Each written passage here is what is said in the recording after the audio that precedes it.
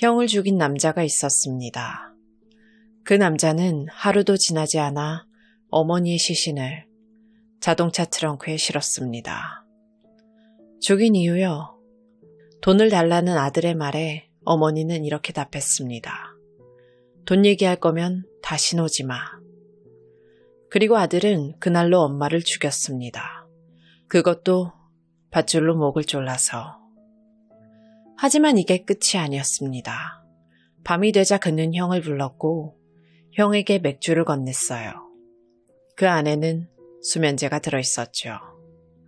형이 잠들자 그는 다시 밧줄을 들었습니다. 이번에도 똑같이 목을 졸랐어요. 그는 이틀 동안 두 사람을 연이어 죽였어요. 형과 어머니를 차례로 살해한 뒤 시신을 숲속 깊은 계곡에 유기했죠. 자신의 흔적을 지우기 위해 그는 집안의 혈흔을 락스로 닦아냈고 시신이 실렸던 차량의 블랙박스를 직접 제거했어요. 그 모든 흔적을 없앤 뒤 그는 경찰서에 찾아가 어머니와 형이 실종됐다고 직접 신고까지 했습니다. 그는 평범한 사람이었어요.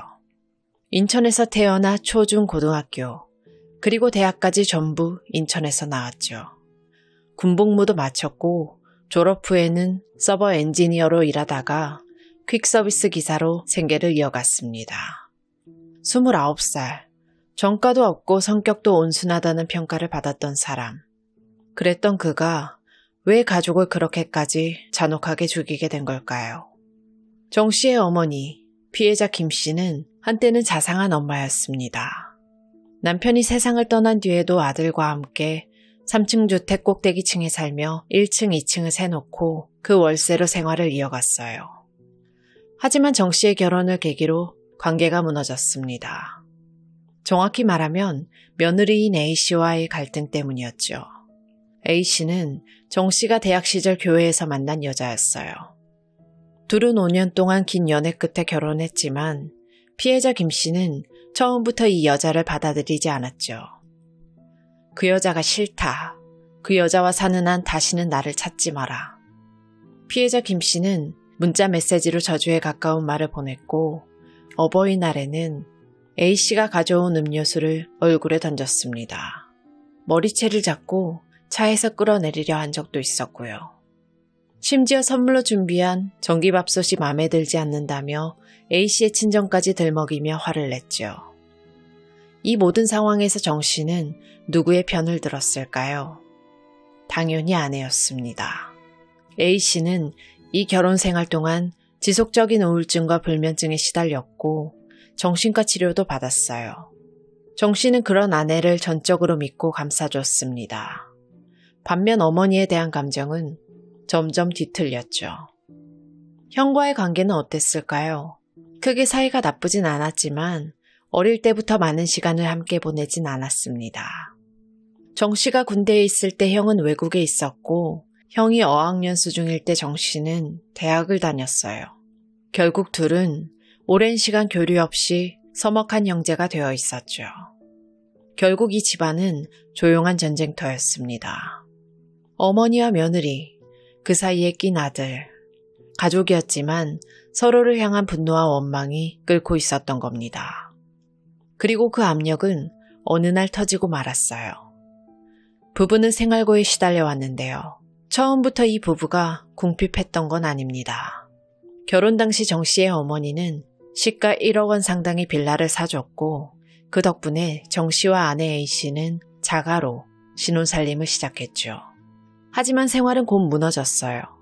정 씨는 본업인 퀵서비스 일을 자주 빠졌고 A 씨는 명품 가방, 화장품, 구두 같은 소비에 거리낌이 없었습니다. 두 사람은 전국을 여행하며 강원랜드도 자주 출입했어요. 단순한 스트레스 해소를 넘어 도박은 생활의 일부가 되어 있었죠. 결국 카드빚과 대출이 쌓여 있었고 2012년에는 두 사람 모두 신용불량자가 됐습니다. 채무는 무려 7천만 원 이상, 생활은 이미 파산 상태였고 결혼 선물로 받은 빌라조차 팔아버렸어요. 이때 정 씨가 택한 방법은 어머니에게 돈을 타내기였습니다. 하지만 그 방식이 문제였죠. 정 씨는 피해자 김 씨에게 거짓말을 합니다. 보증을 잘못 써서 사기를 당했다며 돈을 빌려달라고 애원했어요.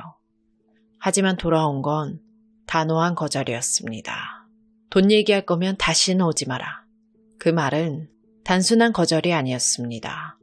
정 씨의 정서적 기반을 완전히 끊어낸 말이었죠.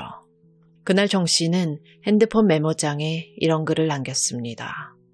어머니 마지막으로 얼굴이나 보려고 갔어요. 역시 기대를 저버리지 않으시네요. 생판남도 어머니처럼 하진 않을 거예요. 아버지가 살아계셨다면 이렇지 않았을 텐데. 이제 그의 마음속엔 단 하나의 감정만 남았습니다. 버림받았다는 감정. 그리고 그 틈을 파고든 건 아내 A씨였어요. A씨는 이렇게 말합니다. 이렇게는 못 살아. 시어머니 죽이고 나도 죽을래. 그 말은 정 씨를 무너뜨렸어요. 그럴 바엔 차라리 내가 죽이겠다. 이건 단순한 돈 문제가 아니었습니다. 수년간의 고부 갈등, 과소비와 파탄, 그리고 경제적 지원을 거절당하면서 느낀 분노와 배신. 그 모든 게 뒤엉킨 상태에서 이 부부는 서로에게만 의지한 채 비극적인 공모에 다다르게 된 겁니다. 2013년 8월 13일, 그날 아침 정 씨는 범행 도구를 가방에 챙긴 채 어머니의 집으로 향했어요. 평소처럼 조용한 오전이었지만 그날은 달랐어요. 정 씨는 어머니가 거실에서 과일을 먹고 있는 틈을 타 아무 말도 없이 뒤로 다가갔죠.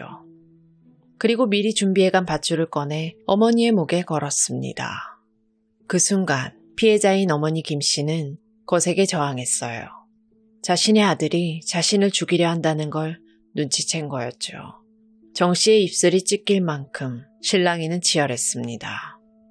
그러나 결국 어머니는 움직임을 멈췄어요. 정 씨는 곧바로 아내 A씨와 통화를 시작했습니다. 이제 남은 문제는 형이었어요. A씨는 정 씨보다 체격이 더 크고 힘도 센 형을 어떻게 처리할지 이미 계획을 갖고 있었고 정 씨에게 이렇게 말했습니다. 형은 수면제를 써. 그러고 나면 네가 할 수 있어. 정 씨는 밤이 되길 기다렸어요. 그리고 밤 8시경 형에게 맥주를 건넸죠. 그 안에는 정 씨가 정신과에서 처방받아둔 수면제가 파져 있었습니다. 형은 얼마 지나지 않아 그대로 쓰러졌고 깊이 잠들었죠. 정 씨는 다시 밧줄을 꺼내 들었습니다. 잠든 형의 목에 밧줄을 감은 뒤 10분 가까이 졸랐어요. 고통도 말도 없이 숨이 끊어질 때까지. 하지만 범행은 거기서 끝나지 않았습니다. 오히려 지금부터가 더 끔찍한 시간이었죠. 어머니의 시신은 체구가 작아 형의 차량 트렁크에 실을 수 있었어요. 정 씨는 어머니의 시신부터 옮겼습니다. 문제는 형이었어요. 신장 180cm, 체중 80kg가 넘는 형의 시신은 옮길 수가 없었어요. 그 무게를 줄이기 위해 정 씨는 형의 시신을 화장실로 옮겼습니다. 그리고 절단을 시작했어요. 그는 형의 몸을 총 8토막으로 나눴죠. 정 씨가 정말 잔인한 사람이라고 느껴졌던 대목은 바로 형의 치아를 망치로 부쉈다는 부분이었습니다. 어머니의 시신 역시 훼손됐어요. 손가락 끝마디가 잘려 있었고 얼굴 역시 망치로 내려친 흔적이 남아 있었죠. 이 모든 행위는 DNA 추적과 신원 확인을 어렵게 만들기 위한 은폐 작업이었어요. 정 씨는 이후 아내 A씨와 함께 차량의 시신을 나눠 싣고 각각의 은닉 장소로 향했습니다.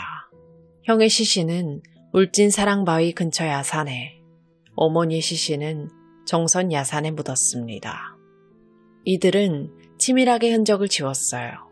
락스를 들고 현장으로 돌아와 욕실을 청소했고 차량 블랙박스와 내비게이션 메모리도 제거했습니다. A씨는 자신의 카카오톡 계정을 삭제했고 정 씨는 달력에 어머니를 기다리는 것처럼 표시를 남겼습니다. 살인, 손괴, 은닉, 위장. 범행의 시작부터 마무리까지 모든 과정이 계획적이었습니다. A씨는 계획을 설계했고 정 씨는 그것을 차례차례 실행했어요. 이 부분은 가족을 죽이는 데 있어 역할을 분담한 거죠. 1심 재판, 국민참여재판으로 진행됐던 이 재판에서 배심원 9명 중 8명은 사형이 합당하다고 판단했어요. 재판부 역시 같은 결론을 내렸죠. 자신을 낳아준 어머니를 살해하고 별다른 감정 없는 형까지 계획적으로 죽였다. 이건 단순한 살인이 아닌 가장 반사회적이고 극단적인 형태의 범행이라는 것이 재판부의 결론이었습니다. 그리고 정 씨에게 사형이 선고됐죠. 하지만 항소심은 조금 달랐어요. 정 씨 측은 형이 너무 무겁다고 항변했습니다. 그리고 그 항변은 단지 정 씨의 입장에서만 나온 주장이 아니었어요. 어머니의 형제자매들, 정 씨의 이모와 외삼촌, 고모들은 사형만은 면하게 해달라며 한 목소리로 탄원서를 냈습니다. 게다가 정 씨는 2심 재판이 진행되는 동안 스스로의 죄를 인정했고 범행 전후의 태도에 대해서도 깊이 반성하고 있다는 모습을 보였어요. 재판부는 이런 감정적인 요소만 본 게 아니었죠. 사형이라는 형벌 자체의 무게도 문제였습니다. 한 사람의 생명을 영원히 박탈하는 이 극단적인 형벌은 문명사회에서 극히 예외적으로만 허용되어야 한다. 그렇기 때문에 정 씨에게 사형이 정당화되기 위해선 누구라도 고개를 끄덕일 수 있는 명확한, 특별한 사유가 있어야 한다고 판단했죠. 또 하나 중요한 고려사항, 바로 정 씨의 아내 A씨의 존재였습니다.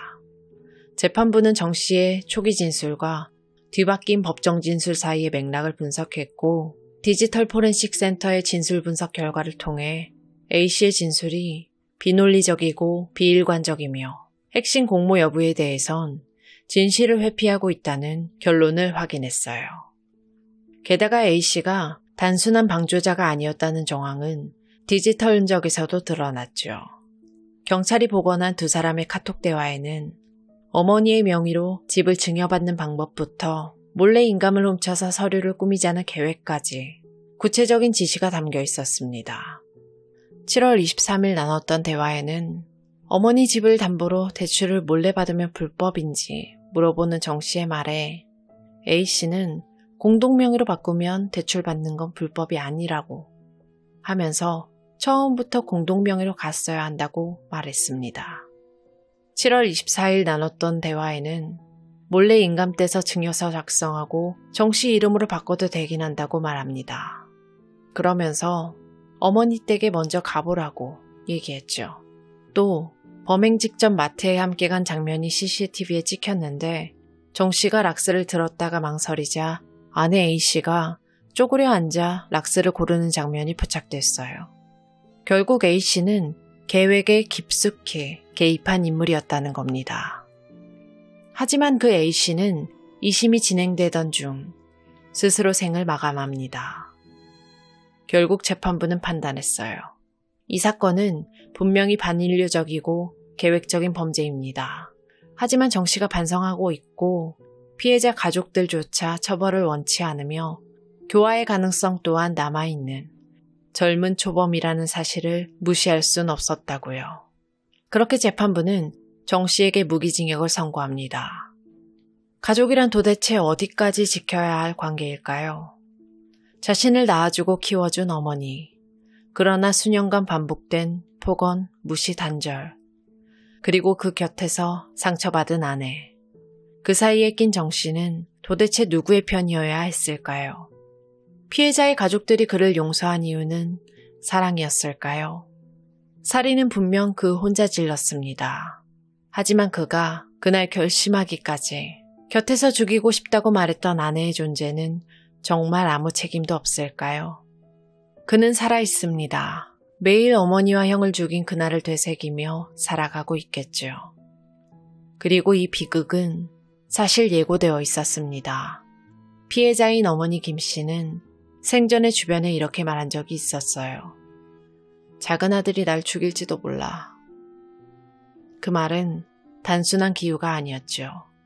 결국 그녀는 자신의 집에서 친아들의 손에 생을 마감하게 됐습니다.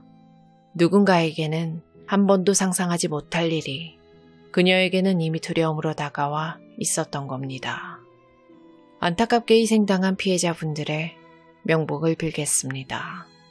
지금까지 고요한 밤이었습니다.